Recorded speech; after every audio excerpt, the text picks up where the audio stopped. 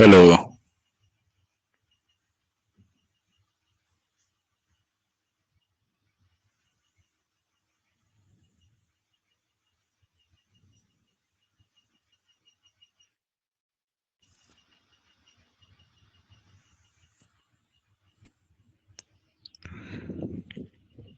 Good afternoon to all of you. देखिए, आज का हमारा टॉपिक है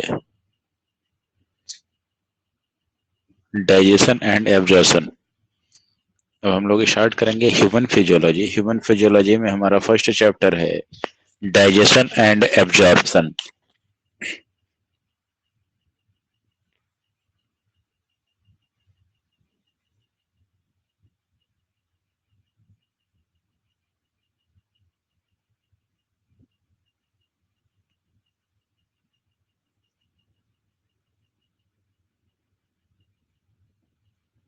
तो ये बेसिकली हम चलते हैं डाइजेशन क्या होता है, व्हाट इज डाइजेशन। तो देखेंगे digestion that is breakdown of food substances into simple and absorbable form is known as the digestion. That means food substances को हम उनके सिंपलर फॉर्म में तोड़ दें जिससे हम उनको एब्जॉर्ब कर सकें। तो इंट्रोडक्शन में देखिएगा, बेसिकली सभी ऑर्गेन्स को फूड की रिक्वायरमेंट होती है। फूड हम क्यों लेते हैं? Just for energy. हम एनर्जी के लिए जो है फूड का इनटेक करते हैं, फूड से हमको एनर्जी मिलती है।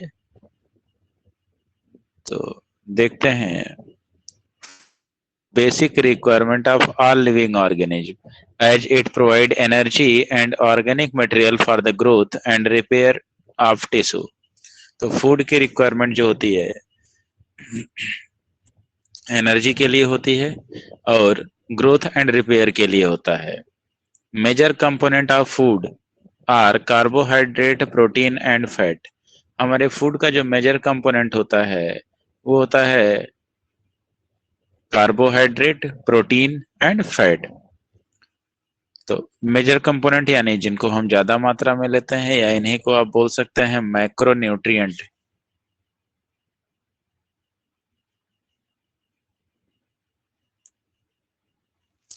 Macro nutrient. सेकंड है आपका माइनर कंपोनेंट ऑफ फूड, जिनको हम कम क्वांटिटी में लेते हैं, कम मात्रा में लेते हैं। That is vitamin and minerals. Water play an important role in the metabolic process and prevent the dehydration of the body। Water जो होता है ये जीरो कैलोरीफिक वैल्यू रखता है। दैट मीन्स वाटर से हमको एनर्जी नहीं मिलती है, बट वाटर जो होता है ये हमारे मेटाबॉलिक प्रोसेस के लिए नेसेसरी होता है और हमारे बॉडी को डिहाइड्रेशन से बचाता है। आइए कुछ जनरल कैरेक्टरिस्टिक है ह्यूमन डाइजेस्टिव सिस्टम के बारे में, इसके बारे में पढ़ते हैं। आइए ह्यूमन डाइजेस्टिव सिस्टम की शुरुआत करते हैं। Chemically it is a process of hydrolysis. तो बेसिकली जो डाइजेस्टिव सिस्टम है ये केमिकली अगर देखा जाए तो ये प्रोसेस है हाइड्रोलिसिस का। हाइड्रोलिसिस का मतलब होता है breakdown in presence of water. Breakdown in presence of water, तो इसको हम हाइड्रोलिसिस बोलते हैं। Breakdown of substances in presence of water is known as hydrolysis.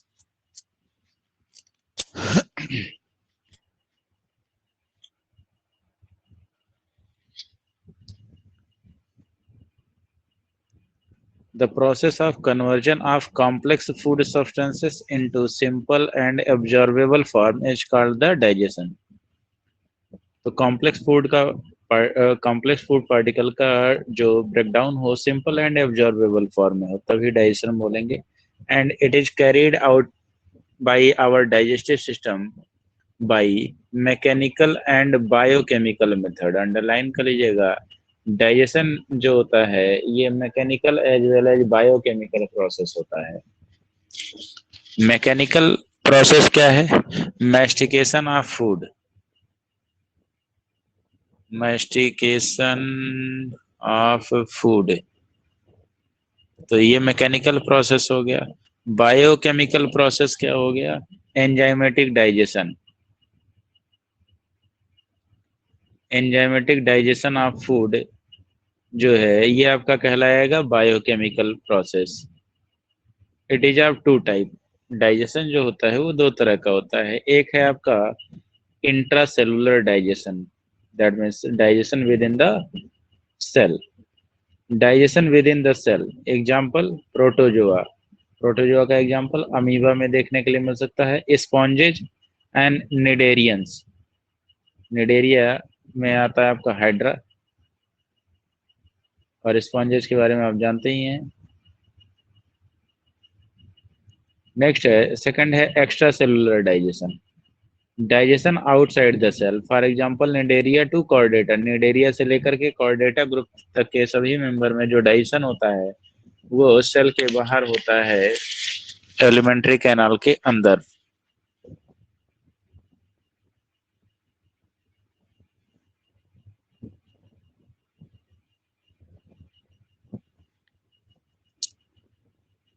It consist of digestive tract और alimentary canal and associated gland. तो digestive system जो होता है ये डाइजेस्टिव ट्रैक्ट या एलिमेंट्री कैनाल और एसोसिएटेड डाइजेस्टिव ग्लैंड से मिलकर के बना हुआ होता है। एलिमेंट्री कैनाल, हिंदी में इसको आहार नाल बोलते हैं। Total length of alimentary canal in the man is 30 feet, that is about 6 to 9 metre long. तो हमारे एलिमेंट्री कैनाल की लंबाई जो होती है वो अप टू 6 to 9 मीटर होती है। तो आइए सबसे पहले बात करते हैं एलिमेंट्री कैनाल।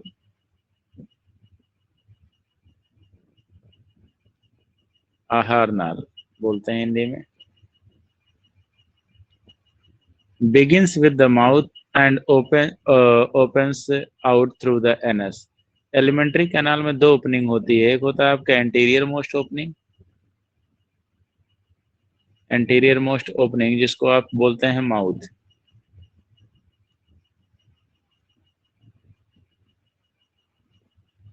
माउथ। और सेकंड होता है एनस। तो अगर जिसमें माउथ एंड एनस दोनों पाए जाते हैं, इस तरीके का जो डाइजेस्टिव सिस्टम होता है उसको हम कंप्लीट डाइजेस्टिव सिस्टम बोलते हैं।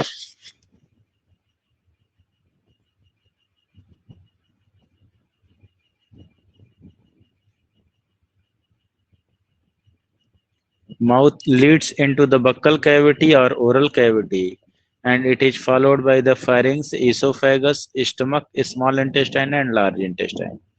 देखिए माउथ जो है ये कैविटी में लेकर के जाता है, इसको हम बोलते हैं बक्कल कैविटी। बक्कल कैविटी या माउथ कैविटी बोलते हैं। फिर ये आपका ओपन होता है फेरिंग्स में। देन है आपका इसोफेगस, फूड पाइप। ये जाके ओपन होगा आपका स्टमक में।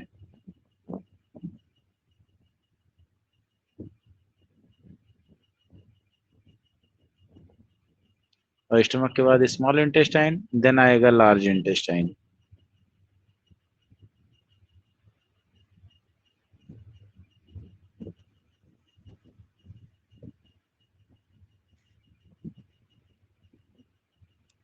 तो ये ह्यूमन डाइजेस्टिव सिस्टम का डायग्राम है। यहाँ देखेंगे ये माउथ हो गया, माउथ के पीछे बक्कल कैविटी, बक्कल कैविटी से फेरिंग्स, फेरिंग्स से इसोफेगस। इसोफेगस जो है वो आपका ओपन होता है स्टमक में। बक्कल कैविटी में ही आपके 3 पेयर सलेवरी ग्लैंड पाए जाते हैं। आपने पढ़ा कि ह्यूमन डाइजेस्टिव सिस्टम या मेमोलियन डाइजेस्टिव सिस्टम जो होता है वो एलिमेंट्री कैनाल और एसोसिएटेड डाइजेस्टिव ग्लैंड से मिलकर के बना हुआ होता है। तो एलिमेंट्री कैनाल यानी आहार नाल हो गया, उसके साथ कुछ जुड़े हुए एसोसिएटेड डाइजेस्टिव ग्लैंड्स पाए जाते हैं जो डाइजेशन में हेल्प करते हैं, जिसमें आपका सलेवरी ग्लैंड है। 3 सलेवरी ग्लैंड है आपके पास। Parotid salivary gland, sublingual salivary gland and submandibular salivary gland. ये 3 पेयर सलेवरी ग्लैंड पाए जाते हैं। इसके अलावा लीवर लार्जेस्ट ग्लैंड है और पैंक्रियाज।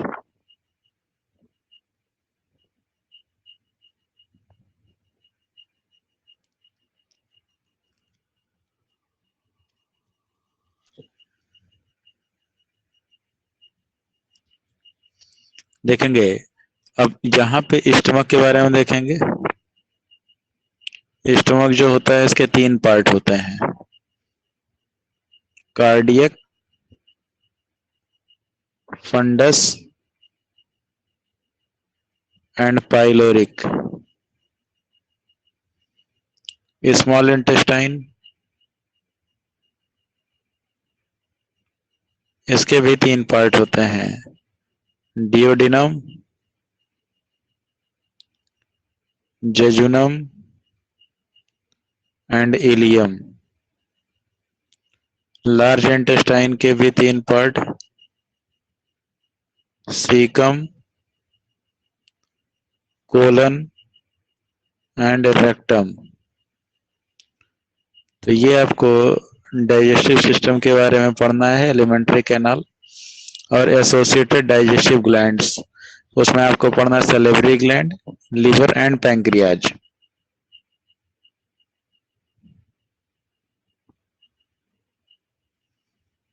तो देखेंगे ये आपका माउथ या बक्कल कैविटी होता है, माउथ, इसके पीछे बक्कल कैविटी जो ओपनिंग होगी ये बक्कल कैविटी कहलाएगा। बक्कल कैविटी फेरिंग्स में ओपन होता है, फेरिंग्स से इसोफेगस, इसोफेगस फूड को लेके जाता है स्टमक में, स्टमक से स्मॉल इंटेस्टाइन, स्मॉल इंटेस्टाइन से लार्ज इंटेस्टाइन। जहाँ पे स्मॉल इंटेस्टाइन लार्ज इंटेस्टाइन का जंक्शन होता है उसी जगह पर एक स्मॉल थ्रेड लाइक स्ट्रक्चर पाया जाता है जिसको बोलते हैं वर्मीफॉर्म अपेंडिक्स।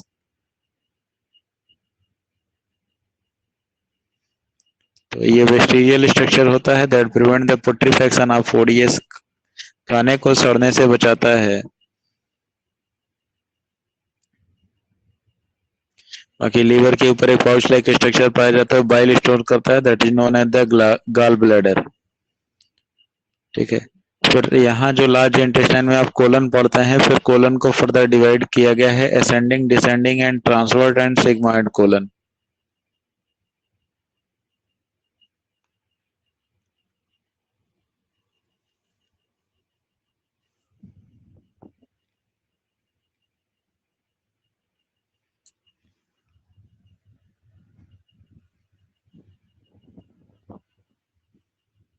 चलिए नेक्स्ट टॉपिक है हमारा, एलिमेंट्री कैनाल की शुरुआत करते हैं। या माउथ या बक्कल कैविटी या इसी को बोलते हैं ओरल कैविटी। तो देखिएगा, mouth, it is lined by the non keratinised stratified squamous epithelium. Non keratinised कहने का मतलब केराटिन का डिपोजिशन नहीं होता इनमें। स्ट्रेटिफाइड कहने का मतलब होता है मल्टी लेयर्ड, एक से अधिक लेयर पाई जाती हैं। स्क्वेमस दैट मीन्स होता है फ्लैट, जो सेल्स होती हैं वो फ्लैट होती हैं, एपिथेलियम। तो नॉन केराटिनाइज्ड होता है, मल्टी लेयर्ड होता है और फ्लैट सेल्स पाई जाती हैं। Roof of the buccal cavity is palate consisting of the anterior hard palate and posterior soft palate। जो बक्कल कैविटी होता है हमारा,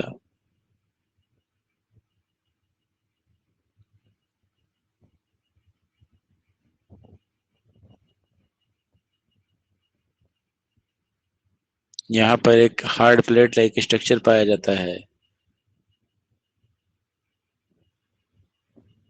जिसको हम पैलेट बोलते हैं। पैलेट के 2 पार्ट होते हैं, first is the hard palate.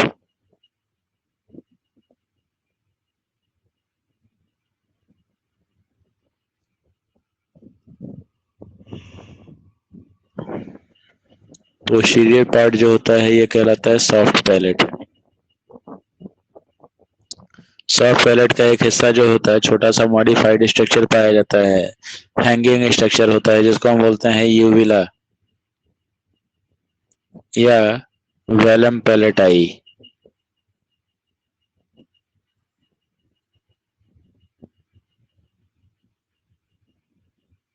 तो हार्ड पैलेट जो होता है ये मैक्सिला एंड पैलेटाइन बोन से मिलकर के बना हुआ होता है।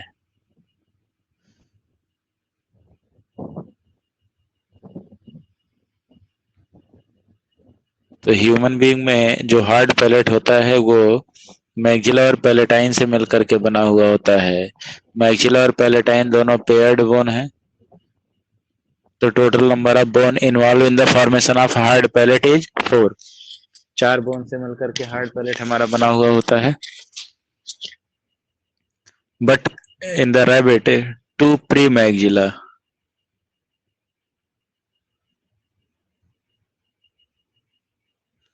तो मैग्जिला से पहले प्रेजेंट होता है प्री मैग्जिला, ये भी पेयर्ड होता है। तो रैबिट का जो पैलेट होता है वो 6 बोन से मिलकर के बना हुआ होता है due to presence of papilla.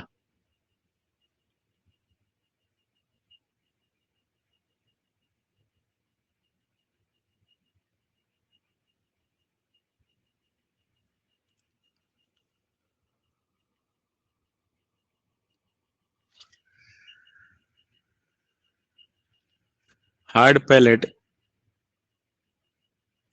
is made up of premaxilla, maxilla and palatine. Premaxilla in the case of rabbit,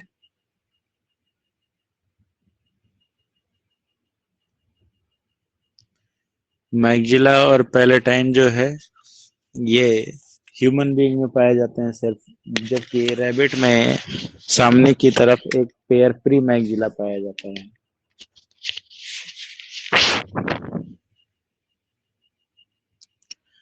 Thick transverse folds of mucous epithelium that lies the hard palate called the palatine ragae, underline कर लेंगे। जो buccal cavity होता है यहाँ पर जो है, यहाँ पर कुछ छोटे छोटे उभार पाए जाते हैं, इन्हीं को हम बोलते हैं रगे। तो पैलेटाइन में पाए जाते हैं, पैलेटाइन रगे कहलाते हैं। एक्चुअली ये पैलेटाइन रगे जो होते हैं कार्निवोर में बड़े साइज के होते हैं, जो उनके शिकार को बचने नहीं देते हैं।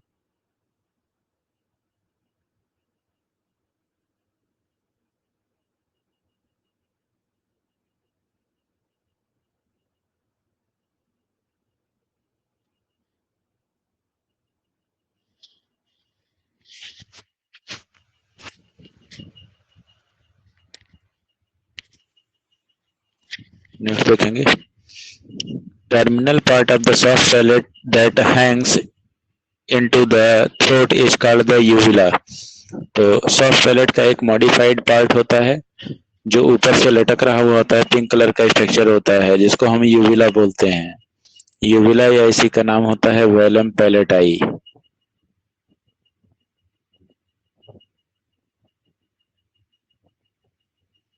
बक्कल कैविटी है जो number of teeth and a muscular tongue. हमारे बक्कल कैविटी के अंदर ढेर सारे टीथ, हार्ड स्ट्रक्चर पाए जाते हैं और एक मस्कुलर टंग पाया जाता है।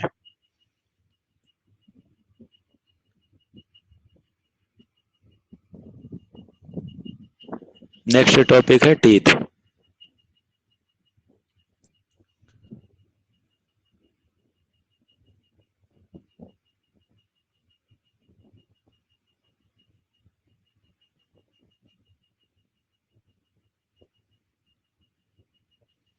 बेसिकली देखिए, अगर हम टूथ का स्ट्रक्चर देखें तो कुछ इस तरीके से दिखाई देता है।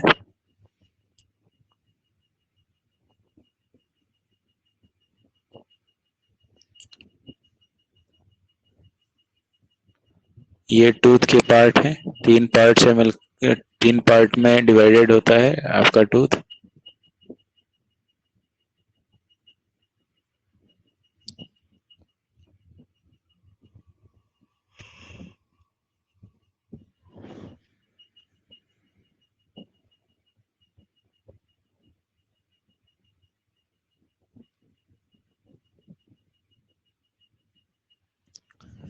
जो फर्स्ट पार्ट है that is known as the crown, इसको हम क्राउन बोलते हैं।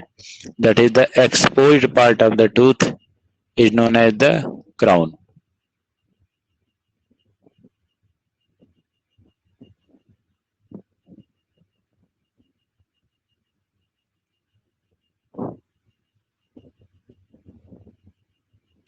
And part of the tooth surrounded by the gums is known as the neck, and part of the tooth invaginated into the jawbone is known as the root.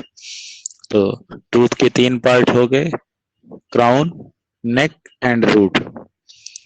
Basically tooth जो होता है दो part से मिलकर के बना हुआ होता है, दो कंपोनेंट पाए जाते हैं, इनेमल एंड डेंटिन। इनेमल जो होता है डेड होता है और डेंटिन जो होता है ये लिविंग टिश्यू होता है। इनेमल का फॉर्मेशन अगर देखेंगे तो सबसे पहले मसूड़े के अंदर एक एमिलियोब्लास्ट सेल ओरिजिनेट होता है। यह एमिलियोब्लास्ट एक्टोडर्मल ओरिजिन का होता है और इनेमल सिक्रीट करता है।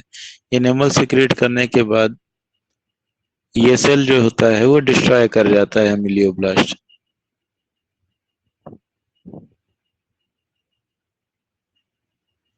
जिसका नाम होता है ओडेंटोब्लास्ट। ओडेंटोब्लास्ट जब डिवाइड करता है तो वो डेंटिन का फॉर्मेशन करता है। डेंटिन जो कि मेसोडर्मल ओरिजिन का होता है। तो टूथ का जो मैक्सिमम पार्ट होता है वो डेंटिन होता है।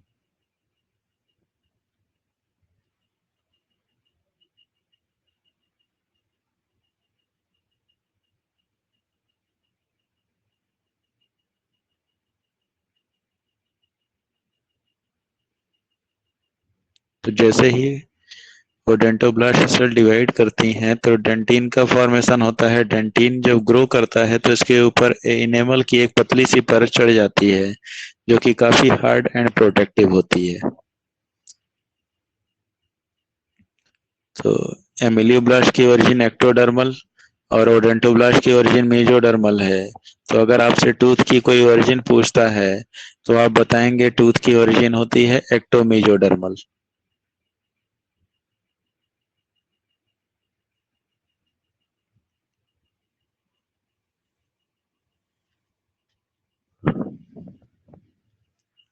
ये टूथ का डायग्राम है।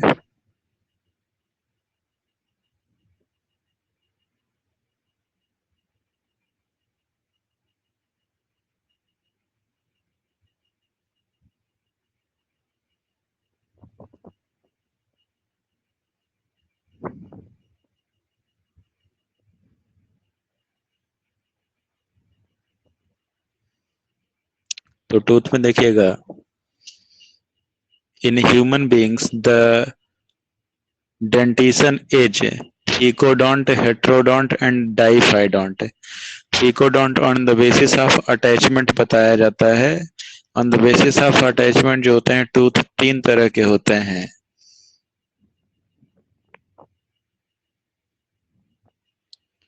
देखिए टूथ की ओरिजिन एक बार देख लीजिएगा, समझ लीजिए।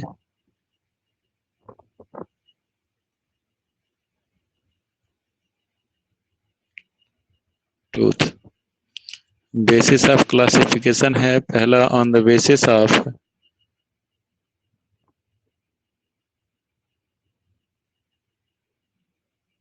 Shape and size.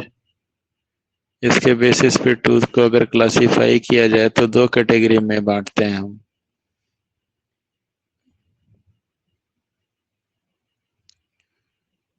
Homodont and heterodont. होमो मतलब सिमिलर, सभी दांत एक जैसे होते हैं। हेट्रो में डिफरेंट टाइप के टीथ पाए जाते हैं जैसे कि incisor, canine, premolar and molar.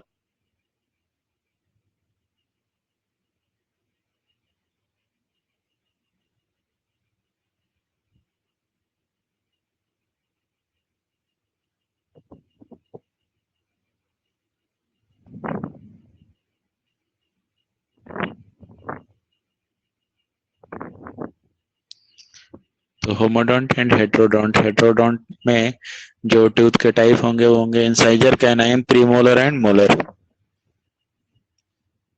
Hindi में बोलते हैं कृंतक, रत्नक, अग्रश्रवणक और श्रवणक।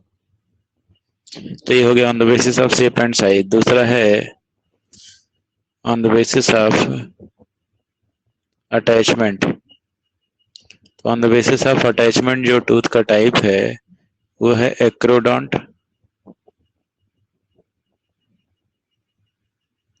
Pleurodont and thecodont. एक्रोडोंट में जो जॉ बोन होता है इस जॉ बोन के सरफेस पर ही टूथ ओरिजिनेट होता है, जॉ बोन की सरफेस पर।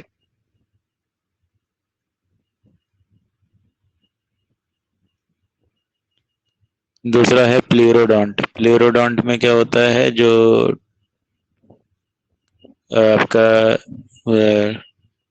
जॉ बोन होता है, जॉ बोन के अंदर एक लेटरल कैविटी पाई जाती है, एक कैविटी नुमा स्ट्रक्चर पाया जाता है एक किनारे पर, इसको बोलते हैं प्लेरोडोंट। एंड थीकोडोंट जो होता है, इसमें क्या होता है, बोन के अंदर एक एल्वियोलर सॉकेट बना होता है, इसी के अंदर टूथ आपका टाइटली फिट होता है।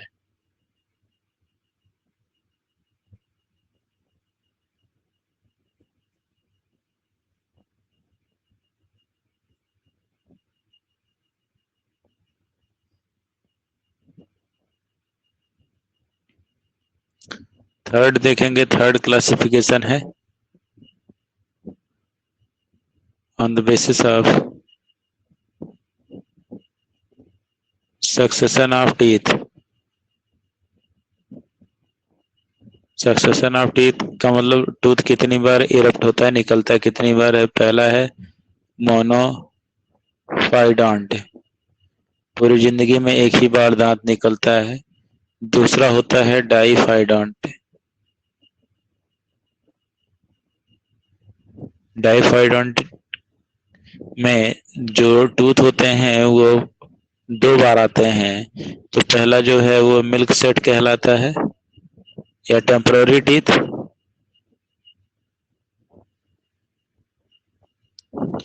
और दूसरा होता है परमानेंट सेट।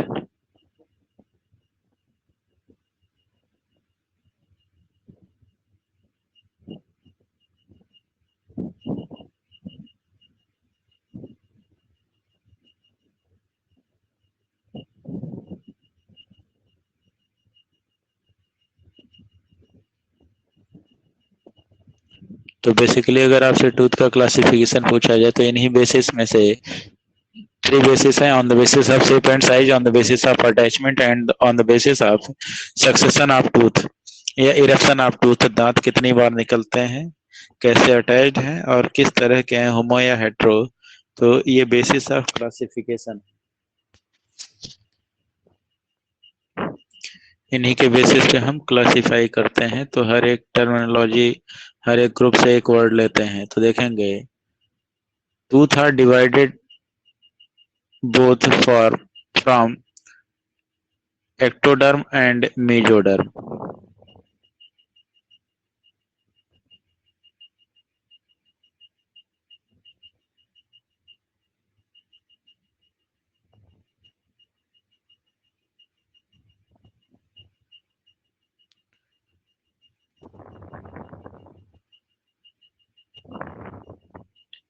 तो टूथ की ओरिजिन जो होती है वो एक्टोडर्मल और मेजोडर्मल दोनों होती है। एक्टोडर्म जो होता है वो इनेमल है आपका,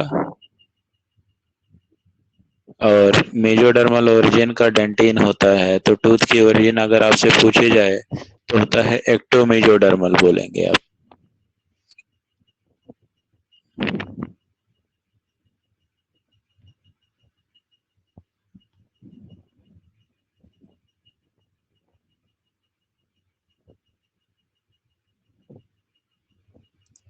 There are four types of the teeth, that is incisor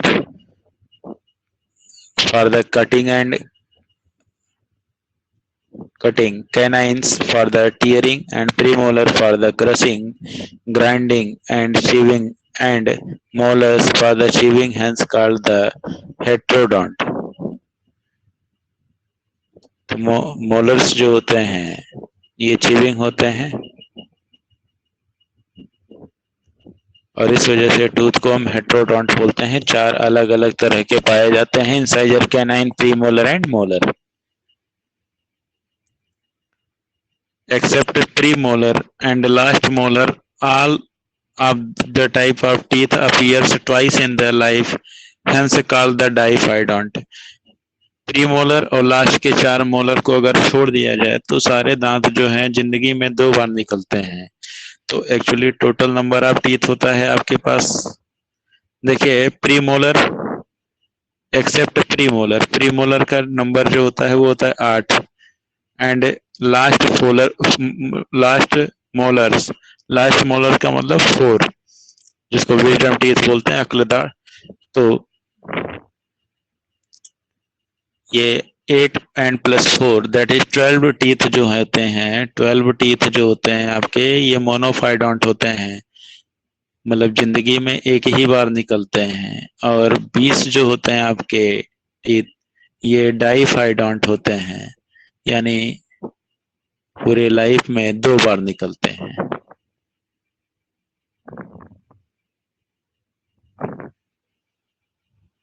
teeth which appear during the childhood are called the milk set और प्राइमरी टीथ और डेसिडुअस टीथ। तो जो दांत पहली बार निकलते हैं बच्चों के, उनको हम मिल्क सेट बोलते हैं, दूध के दांत, या प्राइमरी टीथ बोलते हैं, या डेसिडुअस टीथ बोलते हैं। Deciduous teeth consist of 20 teeth. तो डेसिडुअस जो होता है, जो एक बार टूट करके दोबारा फिर से निकलता है, वो डेसिडुअस होगा। दैट इज, उसकी संख्या जो होती है वो 30 होती है।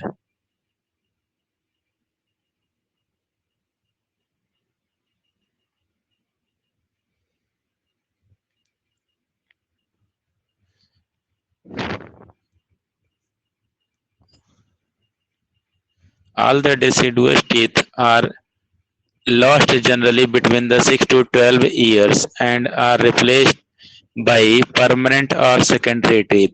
तो सभी के सभी डेसिडुअस टीथ जो होते हैं वो रिप्लेस कर दिए जाते हैं। 6 से 12 साल के बीच में ये टूट करके गिर जाते हैं और इनकी जगह नए दांत आ जाते हैं, जो कि परमानेंट सेट होता है।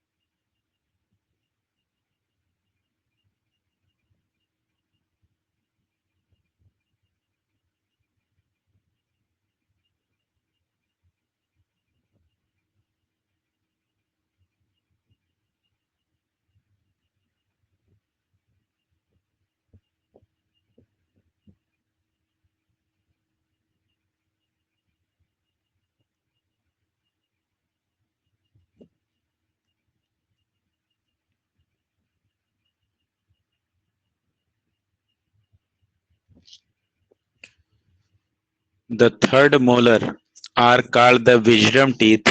They appears only once at the age between 17 to 25 year।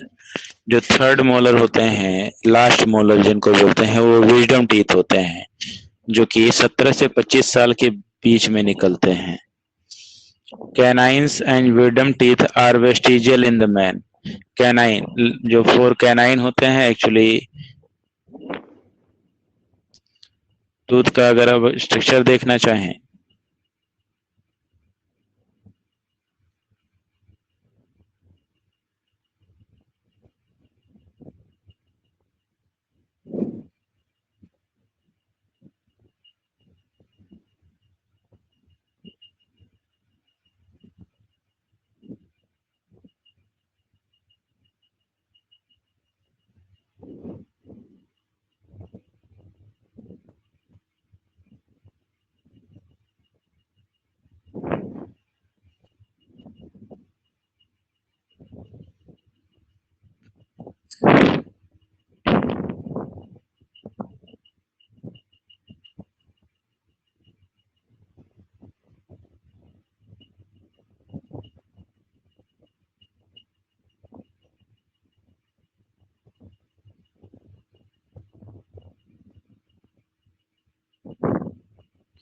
देखिएगा, अगर टूथ का स्ट्रक्चर हम लोग देखना चाहें तो कुछ इस तरीके से दिखता है।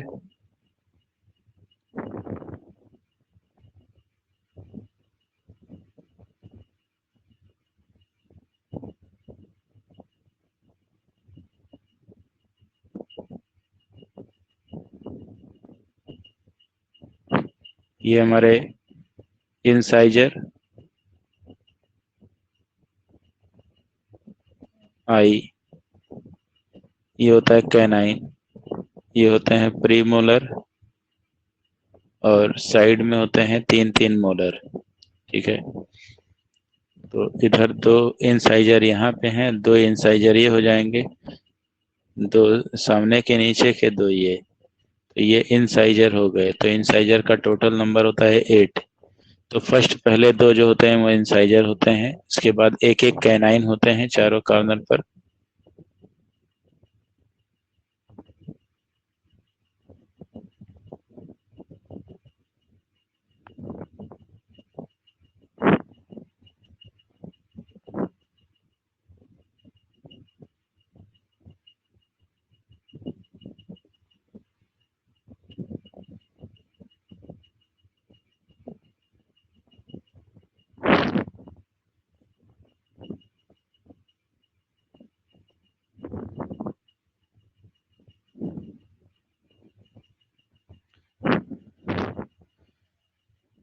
तो देखिए, ये आपका इंसाइजर हो गया,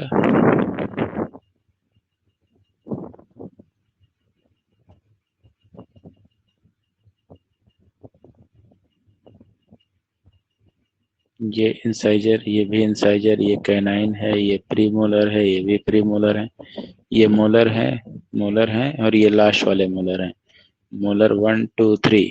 तो ये थर्ड मोलर जो होता है ऊपर और नीचे का, ये मोलर थर्ड है, तो 2 इधर हो गए, 2 दूसरी तरफ, तो कुल मिला के 4 टीथ मोलर के हो गए।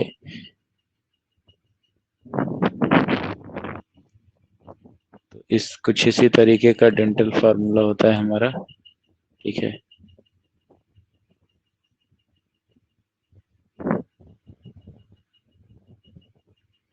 तो ये वेस्टिजियल होते हैं कैनाइन और विजडम टीथ, यानी लास्ट मोलर जो होते हैं ये वेस्टिजियल होते हैं मैन में।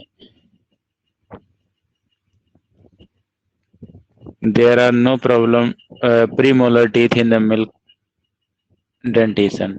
जो मिल्क डेंटिशन होता है, यानी दूध के दांत होते हैं या डेसिडुअस टीथ होते हैं, उनमें मिल्क सेट में प्री मोलर नहीं पाया जाता है। मिल्क सेट में प्री मोलर और लास्ट मोलर ये नहीं पाए जाते हैं, तो लास्ट मोलर 4 हो गए और प्री मोलर हो गए 8। यानी कि जो मिल्क सेट होता है, मिल्क सेट में प्री मोलर और लास्ट के 4 मोलर नहीं ऐड होते हैं, यानी ये 12 टीथ नहीं होते हैं। तो टोटल नंबर ऑफ टीथ जो होते हैं मिल्क सेट में वो होते हैं कितने, 20।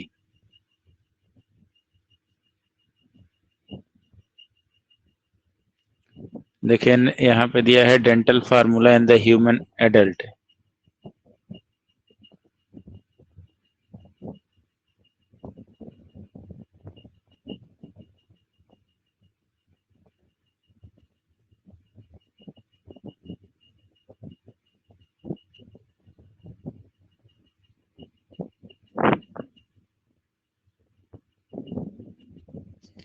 पहला है dental formula in the human adult, ये होता है 2123 अपॉन 2123। एक्चुअली डेंटल फार्मूला को रिप्रेजेंट करने का तरीका होता है, डेंटल फार्मूला लिखने का तरीका है आपका, देखेंगे, ये होता है incisor canine pre molar and molar upon incisor canine pre molar and molar. तो इंसाइजर ये डेंटल फार्मूला होता है half, it is the numerical representation of tooth in half of the jaw. Numerical representation of tooth in half of the jaw, आधे जबड़े में tooth का जो numerical representation होता है उसको हम बोलते हैं dental formula. That is incisor canine premolar and molar upon incisor canine premolar and molar. तो इसको 2 से मल्टीप्लाई अगर कर देंगे तो टोटल नंबर ऑफ टीथ निकल जाएगा। तो यही देखिए, ये रिप्रेजेंट किया गया है incisor canine, premolar and molar, ये डेंटल फार्मूला ह्यूमन एडल्ट का। तो 2123/2123, यहाँ अगर मल्टीप्लाई कर दे 2 से, तो यहाँ पे इस मैथमेटिकल मल्टीप्लिकेशन नहीं होता है। जैसे इंसाइजर ऊपर 2 है, ये हाफ ऑफ द जॉ का है, आधे जबड़े में, तो दूसरे आधे जबड़े में भी होगा। ठीक है, तो ये टोटल नंबर ऑफ टीथ हो जाएंगे, ये 4 हो जाएंगे ऊपर, नीचे हो जाएंगे 2, 4 एंड 6। तो ये टोटल नंबर कितना हो जाएगा?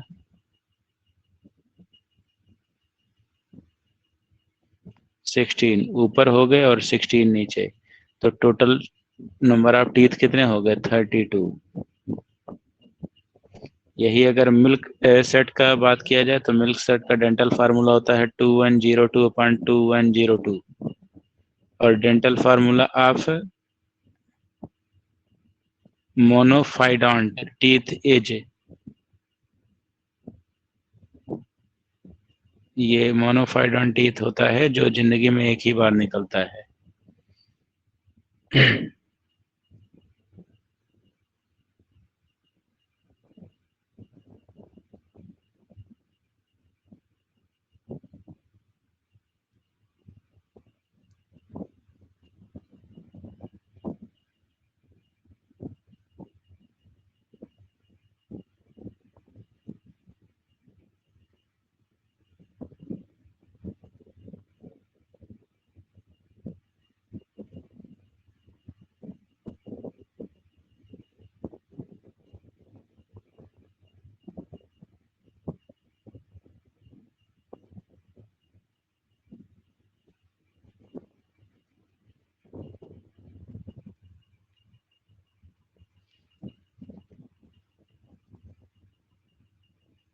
तो आज के लिए बस इतना ही।